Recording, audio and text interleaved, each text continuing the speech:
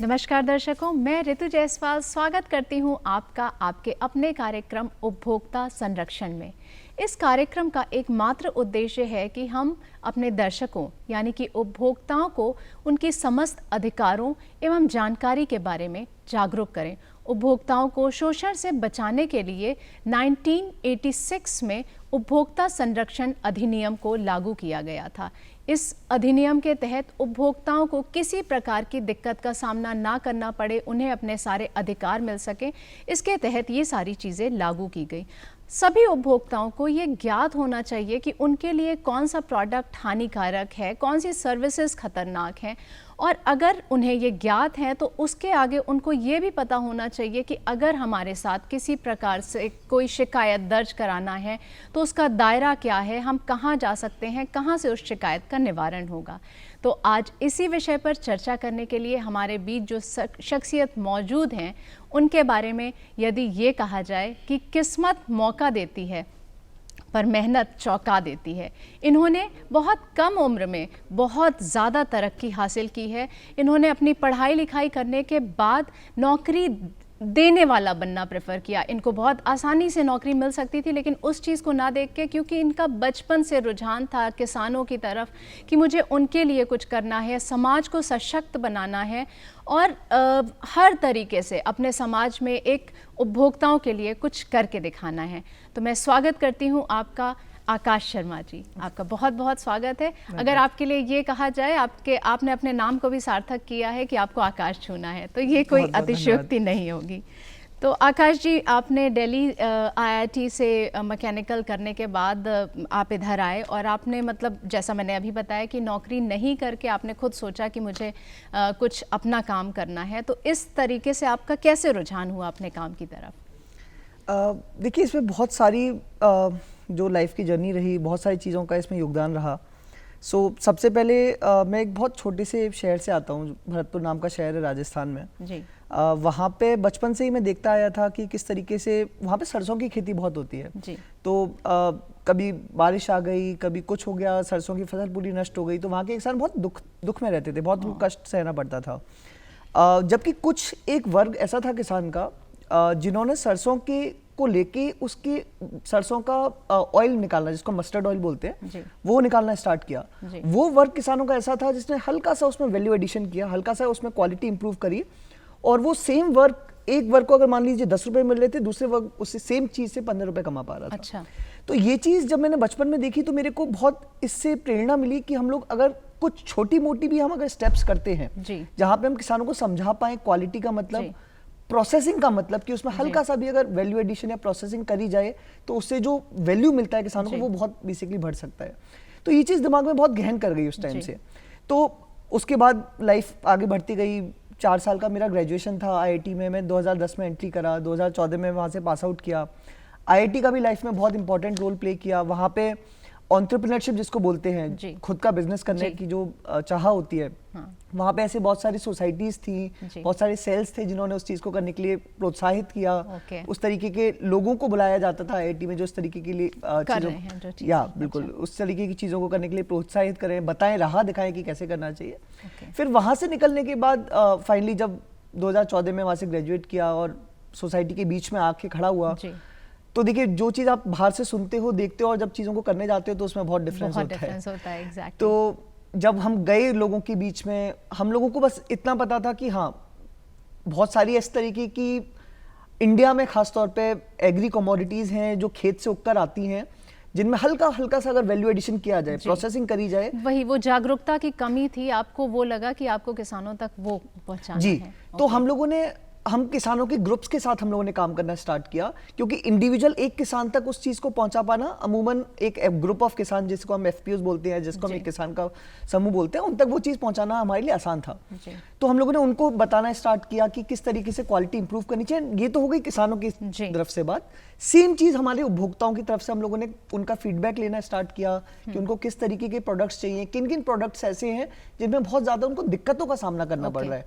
आपको भी याद होगा, अगर बचपन में मेरी मम्मी जब भी हम दाल खरीद के लाते थे मार्केट से, तो पहले आके उसको 1 घंटे चुनते थे दाल को, कि उसमें पत्थर होते थे, पत्थरों को निकाला करते थे। आज की डेट में वैसा अमूमन बहुत कम हो गया है। आज के डेट में प्री पैक दालें आती है जिनमें क्वालिटी आज भी खराब होती है, बट पहले के अमूमन बेटर है जी। लेकिन कुछ एक कैटेगरी आज भी ऐसी है खाने की, खाद्य पदार्थों की, जिनमें बहुत ज्यादा मिलावट है आज भी। ऑन एज एन उपभोक्ता, मैं खुद एक उपभोक्ता हूँ, आप एक उपभोक्ता हैं ना, तो उपभोक्ता को पता होता कि वो किस तरीके की मिलावट खा रहे हैं, ना उनके पास कोई ऐसा प्लेटफॉर्म होता है जहाँ पे वो इन सब चीजों को उठा पाए। तो अगर हम लोग बात करें, जैसा आपने बताया कि पहले भी मिलावट होती थी और शायद अभी भी मिलावट तो बहुत ज़्यादा हो ही रही है जो हम लोग देख रहे हैं, तो कोई ऐसा उपभोक्ताओं के पास है, आप सपोज अगर हम आपकी कंपनी की बात करें तो कोई ऐसा नंबर या कोई उपभोक्ताओं के लिए जानकारी जहाँ पे वो दें कि नहीं मेरे साथ कोई भी प्रोडक्ट को लेके अगर प्रॉब्लम हो तो क्या, कहाँ पे कर सकते हैं इसका? जी, आज की डेट में सरकार ने भी बहुत सारे इस तरीके के कदम उठाए हैं। हम लोगों की कंपनी में, फार्मले में भी हम लोग इस तरीके की बहुत सारी चीज़ें करते हैं। हमने कस्टमर केयर एग्जीक्यूटिव ऑफिसर और नंबर एक अलग से बिल्कुल डेडिकेटेडली बना रखा है। हमारा नंबर है 9899955931। इस पे किसी भी उपभोक्ता को किसी भी श्रेणी की अगर दिक्कत है, वो हमको सुझाव देना चाहता है या वो हमसे शिकायत दर्ज कराना चाहता है, वो उस पर कॉल करेगा और 24 घंटे के भीतर हम उस शिकायत पर कार्रवाई करके हम अपने तरीके से उसको और कैसे इंश्योर करें कि आगे से उस तरीके की शिकायतें ना आए, उस पर हम लोग हाथ के हाथ कार्रवाई करते हैं। ओके, तो अगर हम लोग उपभोक्ताओं की बात कर रहे हैं और शिकायत दर्ज कराने की बात कर रहे हैं, तो मैं दर्शकों आपको एक बार बताना चाहूँगी कि नेशनल कंज्यूमर हेल्पलाइन नंबर भी है, जिसको आप नोट कर लें और किसी भी तरीके की समस्या हो और आप अपना उसमें कंप्लेंट दर्ज कराना चाहें या जानकारी लेना चाहें, तो उसके लिए आप हमारा ये नंबर नोट करें। नंबर है 1800-114000। इस नंबर पे आप अपनी कंप्लेंट कर सकते हैं और शिकायत को दर्ज करा सकते हैं। मैं अभी जैसा आपने बताया कि किसानों की समस्या, तो आप उनकी दिन रात समस्या देख रहे हैं और आपने बताया कि बहुत से सुझाव देने होंगे या बहुत से स्टेप्स ऐसे करने होंगे जिससे वो अपने प्रोसेस को थोड़ा अच्छा कर पाएँ, तो आप इसमें कैसे उनको मदद कर रहे हैं? देखिए, हम लोग स्टार्ट करते हैं बिल्कुल स्क्रैच से। हम लोगों ने हम नट्स एंड ड्राई फ्रूट्स में मेजरली काम करते हैं अभी की डेट में। मेवा जिसको बोलते हैं, मेवाओं में बहुत तरीके के प्रोडक्ट्स होते हैं। बादाम है, काजू है, किशमिश है, मखाना है, अखरोट गिरी है। तो इस तरीके के जितने भी प्रोडक्ट्स होते हैं, इसमें हम लोगों ने तरीके के काम किया है। जैसे बादाम में हम लोग बादाम एक ऐसा प्रोडक्ट है जो इंडिया में नहीं होता। बादाम सारा की सारा तो मैं आपको यहाँ पे थोड़ा सा रोकती हूँ। तो दर्शकों देखिए, अभी हम साथ में दिखाते चलेंगे कि किस तरीके से इनका प्रोसेसिंग हो रहा है और कैसे मखाने के लिए, बादाम के लिए, काजू के लिए आप कार्य कर रहे हैं। प्लीज़ आकाश जी आप बताएं। जी, तो बादाम के इनशेल बादाम आता है, एक शेल के अंदर होता है बादाम, जो कि सारा हम लोग इम्पोर्ट करते हैं यूनाइटेड स्टेट से। वहाँ से इम्पोर्ट होकर बादाम हमारे पोर्ट्स पे आता है, भारत के पोर्ट्स पे आता है, जहाँ पे हमारी इंदौर में एक फैक्ट्री है, जहाँ पे हम लोगों ने इस तरीके की टेक्नोलॉजी इंडिया में लगाई है, जो कि इंडिया में सर्वश्रेष्ठ टेक्नोलॉजी है। जहाँ पे जब हम उसको क्रैक करते हैं, कहीं पे भी हल्का सा भी हम लोग इंश्योर करते हैं कि हाथ का टच उस बादाम पे नहीं पड़े। जिससे हम लोग ये इंश्योर कर पाते हैं कि ना तो कोई भी किसी भी तरीके का माइक्रोबियल ऑर्गेनिज्म नहीं आ रहा, किसी भी तरीके की गंदगी उस पे नहीं आ रही, एंड जो उपभोक्ता जो प्रोडक्ट खा रहा है वो सर्वगुण संपन्न और एकदम अच्छा प्रोडक्ट है। इसी तरीके से जैसे बादाम में हम लोगों की इंदौर में फैक्ट्री है, ऐसे ही हम लोगों ने बिहार में अपनी मखाने की फैक्ट्री लगा रखी है। मखाना जैसे आप सब लोगों को पता है, बिहार का प्रोडक्ट है, 90% प्रोडक्शन यहीं पर होता है।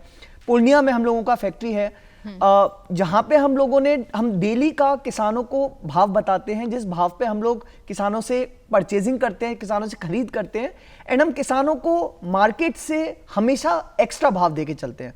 उसका हमारा रीजन और उसको कर पाने का हमारा तरीका ऐसा है कि हम किसानों को समझाते हैं कि वो कैसे अपनी क्वालिटी को अच्छी बना पाएं, कैसे जो वो क्वालिटी हमको दे रहे हैं और जो वो खुद उगा रहे हैं, जो खुद वो उसको फोड़ी करके बना रहे हैं, उसकी क्वालिटी वो कैसे इंप्रूव कर पाएं, जिससे उनको उस चीज के लिए एक्स्ट्रा पैसा मिले, plus at the same time हम लोग भी एक उपभोक्ता को एक अच्छा क्वालिटी लेकर जा पाए। तो वहां पे हम किसानों से सामान लेते हैं, उसकी पूरी प्रोसेसिंग करते हैं, सफाई करते हैं, एंड हमारा A to Z सारा प्रोसेस इस तरीके से इंश्योर होता है कि हम कोई भी प्रोडक्ट को अपने हाथों से, पैर से किसी भी तरीके से टच ना करें, पूरा मॉइस्चर कंट्रोल रहे, जितने भी मतलब न्यू सबसे अच्छे टेक्नोलॉजीज हैं वो हम लोग अपने फैक्ट्रीज में लगा के रखें। लगाने की कोशिश। तो अभी में वाकई में जो आप जैसा बता रहे हैं कि हेल्थ पॉइंट ऑफ व्यू से ये कोरोना होने के बाद भी सब लोग हेल्थ को लेके बहुत कॉशियस हो गए हैं, और मतलब जो पहले शायद उस पैसे को बचाने की कोशिश करते थे, लेकिन अभी लगता है हमारी असली पूंजी हमारी सेहत है। तो मेवा वाकई हेल्थ के लिए बहुत ज़्यादा ज़रूरी है, और जैसे आप हाइजीन को ध्यान में रख के बता रहे हैं, तो इसके लिए क्या कुछ सर्टिफिकेशन भी चाहिए होते हैं आप लोगों को? जी देखिए, दो चीज़ें हैं। तो एक तो जैसा आपने बोला, मेवा सेहत के लिए बहुत बहुत उपयोगी प्रोडक्ट है।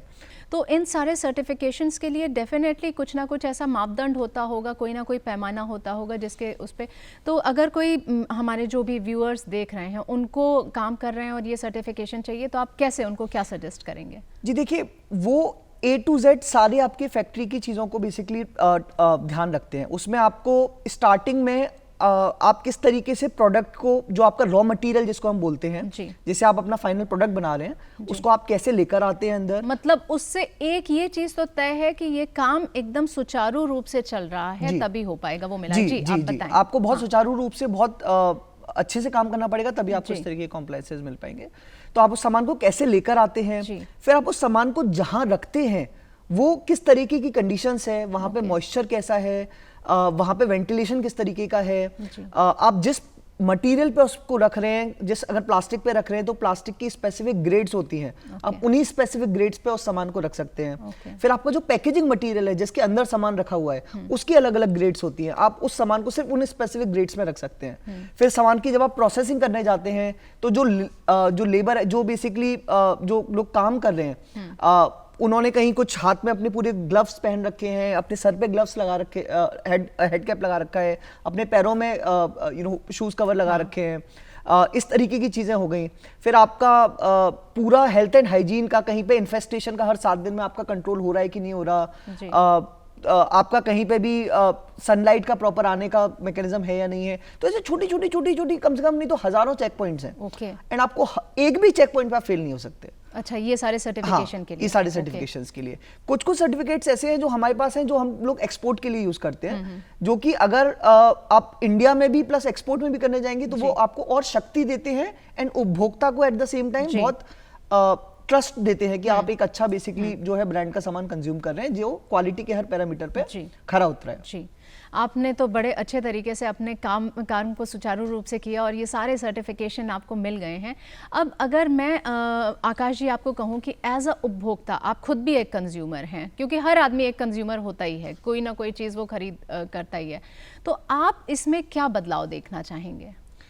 जी देखिए, एज एन उपभोक्ता मैं चाहूँगा कि हम लोग, एक तो हम लोगों को खुद को थोड़ा सा और जागरूक होना पड़ेगा। जब भी हम कोई चीज़ लेने जाते हैं, हमको सिर्फ और सिर्फ पैसे पे रख के उस चीज को नहीं देखना चाहिए। जब भी कोई अच्छी क्वालिटी की चीज मार्केट में आती है तो हम लोगों को शायद उससे बहुत बड़ा फर्क नहीं पड़ता, शायद 2 रुपए 5 रुपए 10 रुपए इस तरीके का फर्क पड़ता है, लेकिन क्वालिटी अगर कोई सी चीज की अच्छी मिल रही है तो हमको उस चीज को हमेशा प्रोत्साहन देना चाहिए। तभी जो ऐसी कंपनियां हैं जो इस और जो सरकार है, क्योंकि देखिए कोई भी इस चीज पे काम करेगा तो उसमें इन सबको करने के लिए आपको और अच्छे से रिसोर्सेज चाहिए होंगे, अच्छी फैक्ट्रीज चाहिए होंगी, अच्छा टेक्नोलॉजी चाहिए होगा, रिसर्च एंड डेवलपमेंट चाहिए होगा, पूरी इसकी एक सप्लाई चेन है। तो वो कर पाने के लिए एज एन उपभोक्ता आई थिंक हम लोगों को ऐसा संदेश देना चाहिए आगे कि हम लोग प्राइस तो देखते ही हैं, प्राइस भी हमें अच्छी चाहिए, लेकिन एट द सेम टाइम हमको क्वालिटी में हम बिल्कुल भी कॉम्प्रोमाइज नहीं कर सकते। ये जैसा आपने बताया कि हम लोग सामान खरीदते टाइम प्राइस देखते हैं या क्वालिटी में कॉम्प्रोमाइज नहीं करना चाहिए, तो किसी भी सामान को, अगर हम लोग ड्राई फ्रूट्स की ही बात करें, तो खरीदते समय कौन सी चीज़ को ज़्यादा ध्यान में रखना चाहिए जिससे एक नॉर्मल मतलब जो भी हमारे व्यूअर्स हैं, जो दर्शक देख रहे हैं, वो क्या चीज़ नोटिस करें कि ये हमारे लिए बेटर होगा? कोई भी खाने पीने का सामान या कुछ भी, क्या चीज देखना चाहिए? जी देखिए, मेरे को लगता है कि सबसे पहला तो अपने को जो लूज में सामान बिकता है, जैसे काफी सारे लोग ऐसे जो कट्टों में से सामान निकला और उसको निकाल के भर के दे दिया, आई थिंक उस तरीके के सामान को ना लेके जो प्री पैक्ड सामान आता है कि उसमें एटलीस्ट एक लेवल का क्वालिटी कॉम्प्लायंस चेक्ड होता है कि सामान को हाथ से नहीं छेड़ा गया, सामान में कोई एडल्ट्रेशन नहीं है, कोई गंदगी नहीं आई, तो प्री पैक्ड सामान को हमको तवज्जो देनी चाहिए। मैं ऐसा नहीं बोल रहा प्री पैक्ड सामान ही लेना चाहिए, बट उसको थोड़ी सी तवज्जो देनी चाहिए। पहला वो। दूसरा, हम बादाम, काजू, किशमिश इस तरीके का कोई भी प्रोडक्ट अगर लेना चाह रहे हैं, हम अगर उसको एक बार के लिए हल्का सा खोल के टेस्ट कर लें।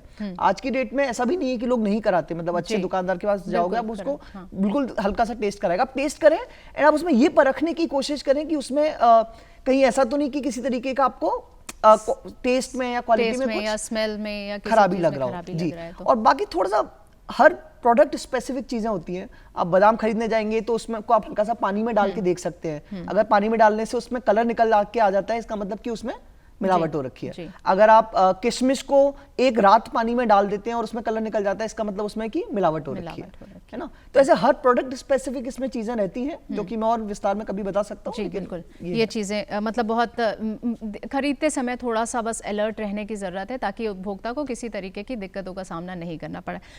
अभी मैंने बताया आकाश जी कि आप एज अ उपभोक्ता क्या चीज बदलना चाहते हैं या देखना चाहते हैं। अब अगर आप एज अ एंटरप्रेन्योर बात की जाए, आप नई पीढ़ी के हैं और एक नया चेहरा है, हम सबके लिए एक मिसाल हैं, आप इतने कम उम्र में इतनी सारी चीज़ें अचीव कर रहे हैं, तो आप अपनी कंपनी में ऐसा क्या बदलाव लाना चाहेंगे जो दूसरों के लिए भी एक मिसाल हो?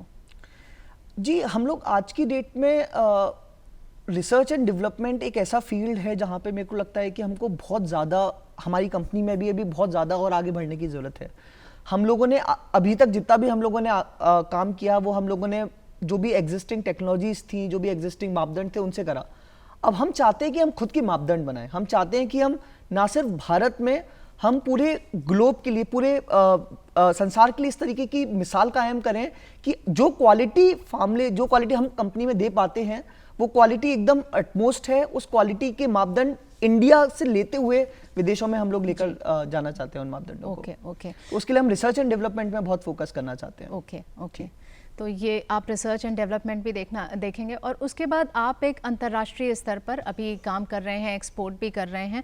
तो अगर बात की जाए, आपकी कंपनी की बात की जाए तो आप काफ़ी अच्छा कर रहे हैं, लेकिन इंडिया मतलब नंबर 1 कंज्यूमर कहा जाता है इसको। तो इसमें कौन सी चीज़ों का मतलब वो अपने राइट्स को कैसे, अगर हम दूसरे देशों से कंपेयर करें तो शायद यहाँ पे एक अवेयरनेस की कमी है, मतलब जागरूक नहीं है। तो आप इस कार्यक्रम के माध्यम से उन उपभोक्ताओं को क्या संदेश देंगे कि वो अपने जहन में इस चीज़ को रखें? जी, जैसे आपने बोला, हम लोग देश विदेश में पूरा हम लोगों का इंपोर्ट एक्सपोर्ट चलता है। तो कुछ ऐसे प्रोडक्ट्स हैं जो कि सिर्फ भारत में होते हैं, जैसे मखाना बिल्कुल भारत का प्रोडक्ट है। किशमिश, अब आज की डेट में हम लोगों ने किशमिश इतना उगाना स्टार्ट कर लिया है। अपना महाराष्ट्र के कुछ ऐसे गांव है जहाँ पे किशमिश होती है, तो हम लोग काफ़ी सारा किशमिश वहाँ का खुद का कंज्यूम करते हैं। काजू हमारे मैंगलोर, कर्नाटका की काफ़ी सारी बेल्ट में खुद का हम लोग काजू निकालते हैं। जबकि कुछ सामान ऐसे, जैसे मैंने बोला बादाम हो गया, बादाम सारा की सारा बाहर से आता है। कुछ अंजीर वगैरह जैसे प्रोडक्ट हैं जो बाकी बाहर से आते हैं। तो हर तरीके का प्रोडक्ट वो इंडिया में हो रहा है या इंडिया के बाहर से आ रहा है। इंडिया के बाहर से जो प्रोडक्ट आते हैं, जैसे कि आपने बोला, उसमें एक लेवल की क्वालिटी कॉम्प्लायंस ऑलरेडी हो जाती है जी, क्योंकि वहां पे उपभोक्ता थोड़ा सा हम लोगों से शायद ज्यादा जागरूक है। यही मेरा था कि तो यहाँ के उपभोक्ताओं को हम लोग किस प्रकार से थोड़ा ज्यादा जागरूक बना सकते हैं? जी, आई थिंक गवर्नमेंट को इंटरवीन डेफिनेटली करना चाहिए। गवर्नमेंट की जिस तरीके के रूल्स एंड रेगुलेशंस हैं, जैसे FSSAI ऑलरेडी एक एग्जिस्टिंग बॉडी है गवर्नमेंट की जो इस चीज़ पे काम करती है। वो ऑलरेडी इस चीज़ पे बहुत अच्छा काम कर रही है, बहुत अच्छे से इस चीज़ पे नए नए रूल्स एंड रेगुलेशंस आते रहते हैं, किस तरीके की पैकेजिंग है, क्या करना चाहिए। और मास कंज्यूमर अवेयरनेस के प्रोग्राम्स भी ऑब्वियसली चल रहे हैं, राइट। तो आई थिंक वो धीरे धीरे जैसे जैसे हम लोग बढ़ेंगे, हम लोग डेवलपिंग नेशन की तरफ हम और डेवलप होते जाएंगे, वैसे वैसे उन सब चीज़ों में हम लोग आगे बढ़ेंगे। एज एन उपभोक्ता भी, जैसे आपने बोला, हम लोगों को बहुत सारी चीज़ें समझनी पड़ेंगी और आगे बढ़ के आगे से आगे हम लोगों को अच्छी से अच्छी चीज़ मांगनी पड़ेगी, जिससे जो भी पूरा चेन है, सप्लाई चेन, जो हम लोगों तक ये प्रोडक्ट पहुंचा पाता है, उसमें अवेयरनेस क्रिएट होती जाए। अगर हम किराना अपने स्टोर से जहाँ से हम सामान लेने जाते हैं, उसको हम बोलेंगे कि नहीं हमें अच्छी क्वालिटी ही चाहिए, तो वो आगे जिससे होलसेलर से सामान लेता है, वो सेम चीज़ उसको बोलेगा कि नहीं भाई मेरे को अच्छी क्वालिटी का सामान चाहिए, मेरे आगे कोई खराब क्वालिटी का सामान लेने वाला नहीं है। वो जिस प्रोसेसर से लेता है, वो उससे हम बोलेगा कि नहीं भाई आप अच्छी क्वालिटी प्रोसेस करके बनाओ, मेरे को खराब क्वालिटी नहीं चलती। तो ये पूरा एक एक करके पूरी सप्लाई चेन में जब ये चीज जाने लगी कि नहीं, कि इंडियन उपभोक्ता क्वालिटी में कॉम्प्रोमाइज नहीं कर सकता। तो धीरे धीरे करके आप देखेंगे पूरा की सारा सप्लाई चेन जो है खुद से सुधरता चला जाएगा। ओके, तो अभी आपने बताया कि कंप्लेंट करना चाहिए अगर कुछ प्रॉब्लम हो, तो क्या कुछ लेवल्स हैं ऐसे कंप्लेंट करने के कि मतलब अगर यहाँ सपोज किसी दुकान से सामान लिया है और प्रॉब्लम हो गई है, तो एक उपभोक्ता को क्या करना चाहिए उस केस में? जी, आई थिंक सबसे पहला तो आपने जिसे सामान लिया आपको उसके पास जाना चाहिए। दूसरा, अगर आपने पैकेज्ड सामान लिया है तो FSSAI गाइडलाइंस के हिसाब से हर पैकेट के पीछे एक कस्टमर केयर का फोन नंबर, ईमेल आईडी या कुछ ना कुछ कस्टमर केयर रिड्रेसल का लिखा रहता है। तो आप सीधे जिस भी उस ब्रांड का प्रोडक्ट है आप सीधे उसको लिख सकते हैं, उसको फोन करके बात कर सकते हैं, जो कि आई थिंक मैक्सिमम केसेस में वर्क करता है। एंड अगर वो भी नहीं कर पाता तो फिर आपके पास ऑब्वियसली जो लोकल लेवल के FSSAI इंस्पेक्टर्स वगैरह होते हैं, आप उनके पास जा सकते हैं और उनसे अपनी बात आकाश जी, आप एक बिजनेस सर्कल को बिलोंग करते हैं, आपके परिवार में भी सारे लोग ऐसी ही सोच रखते होंगे, जैसा आपने अभी बताया कि सारे सर्टिफिकेशन को लेते हुए काम करना है, किसी तरीके की दिक्कत नहीं हो। अगर हर एंटरप्रेन्योर ऐसा सोचे तो डेफिनेटली चीज़ों में बदलाव आएगा। तो ऐसा क्या है, मतलब ऐसा थॉट प्रोसेस आप, मतलब मैं चाहूँगी कि आप वो थॉट हमें बताइए, आपका, आपकी फैमिली का या आपके सर्कल में क्या है जिससे आप लोग इतना अच्छा कर पा रहे हैं? जी, हम लोग 2 लोग थे, मैं और मेरा एक फ्रेंड था अभिषेक। हम दोनों लोगों ने मिलकर ये स्टार्टअप स्टार्ट किया था। हम दोनों लोगों के लिए ही ये चीज़ बहुत सिंपल थी कि हम पैसा कमाने के लिए बिजनेस नहीं कर रहे हैं।